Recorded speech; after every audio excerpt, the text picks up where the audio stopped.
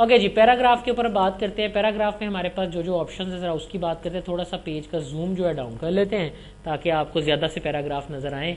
ये मुझे यहाँ पे नज़र आ रहे हैं। अब मैंने क्या किया, मैं यहाँ गया, पहले एरिया में आ जाता हूँ और मेरे पास ये पैराग्राफ है। अगर आप इसके लेफ़्ट पर स्पेसेस देना चाहते हैं आप लेफ़्ट पे स्पेस दे सकते हैं।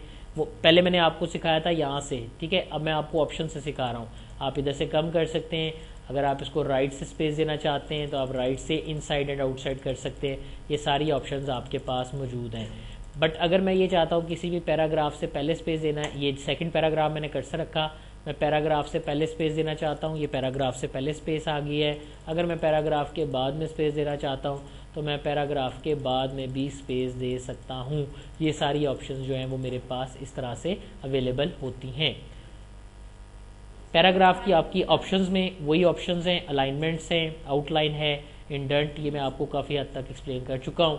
सो ये आपकी पैराग्राफ की ऑप्शन थी जो यहाँ पे कंप्लीट होती हैं।